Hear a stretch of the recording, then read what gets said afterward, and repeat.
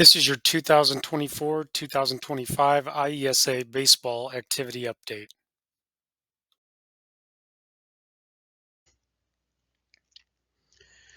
The following are important dates to remember for this baseball season. Tryouts and practice can begin August the 5th.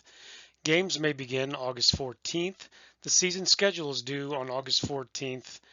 The online roster deadline is September the 10th. Online rankings will be September the 11th. Roster closed September the 23rd at 4 p.m. Regionals will begin on Monday, September 23rd, Wednesday the 25th, and the championship game will be held on Saturday, September 28th. Sectionals will be played on Monday, September 30th. State is Friday, October the 4th, and Saturday, October the 5th, and your season must end by November 2nd. There's a new postseason schedule for the 24-25 baseball season. The regional quarterfinals will be held on Monday, September 23rd by the higher seeded host.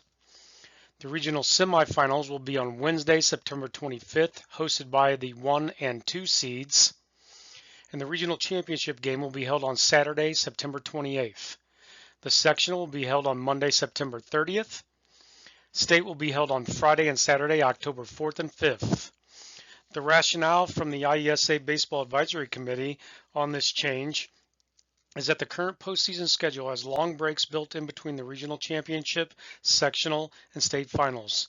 There are more off days in the postseason than there are during the duration of the regular season. The current schedule does not test who has the best overall team, but who has the best one pitcher. The proposed postseason schedule rewards those who have the best overall team while still providing enough rest and time between each game for teams with limited pitching. The semifinal contest will be played on the same date, allowing equal amount of rest for all teams. Also this year, there will be a pitch count penalty. The IESA baseball administrator will check at the end of the regular season to see if coaches entered pitch counts throughout the season. If a coach did not enter any pitches at all during the regular season, the coach will be disqualified from coaching in postseason play.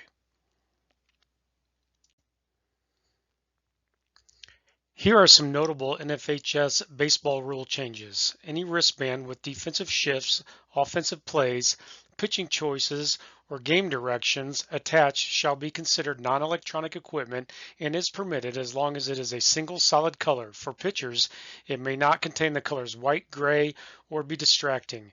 It does not have to match the color of the uniform or the sleeves worn underneath the uniform. It shall only be worn on a player's wrist or forearm, and pitchers shall wear it on their non-pitching arm. Rule 162. One-way electronic communication devices are permissible from the dugout to the catcher while the team is on defense for the purpose of calling pitches.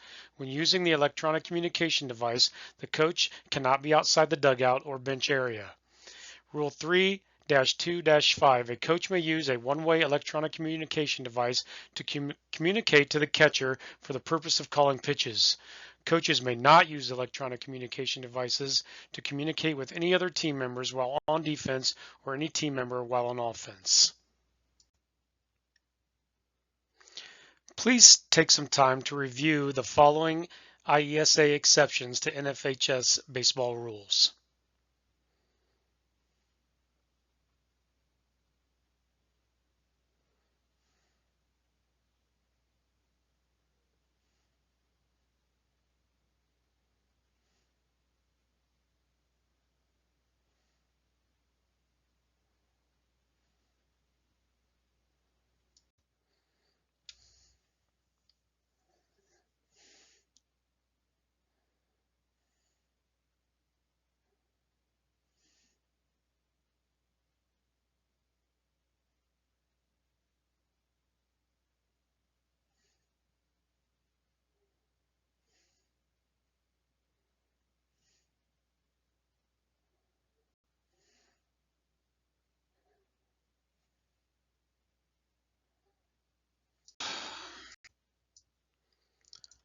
The following are the 24-25 IESA points of emphasis for this baseball season. The first is the pace of play and the 20-second time limit between pitches and plays.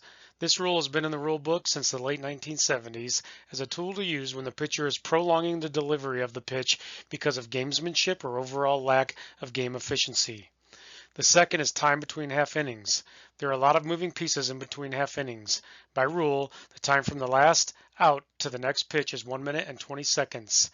The role of the umpire is to facilitate the defense getting into place, the pitcher warming up, and start the inning. The third is the batter repeatedly stepping out of the batter's box. The NFHS rules book is clear when the batter is allowed to step out of the batter's box and when they cannot. The batter needs to be encouraged to get back in the batter's box with a sense of expediency. Repeatedly stepping out to alter the rhythm of the pitcher or delay the game is not acceptable, and the penalty needs to be applied by the umpires. Excessive player conferences. A player conference is very different than a charged conference. When team bonding becomes excessive and it begins to delay the game, then the umpire needs to step in and expedite the conclusion of the meeting. Lastly, it's profanity. There is no excuse for foul language in school or on the baseball field. Regardless of what is portrayed at other levels, this is not acceptable and should be addressed by the umpires. The rule supports for the behavior is clear.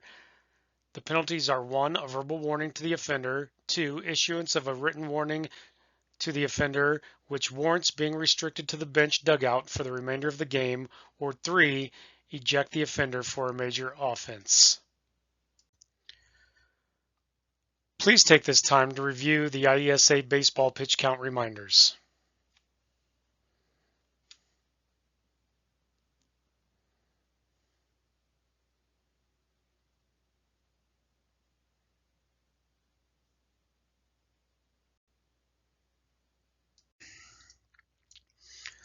Once again this year, the IESA will recognize great sportsmanship displayed by players, coaches, or officials. Please try to submit at least one good sports report each season. The link to the good sports report is below. Please be as detailed as possible when submitting a good sports report. We will not share reports that are submitted by a school regarding themselves.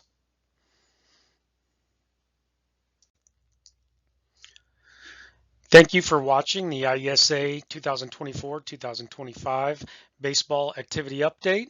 Good luck to everyone this season. If you have questions, you can always contact me here in the office at 309-829-0114 or email me at chris@iesa.org.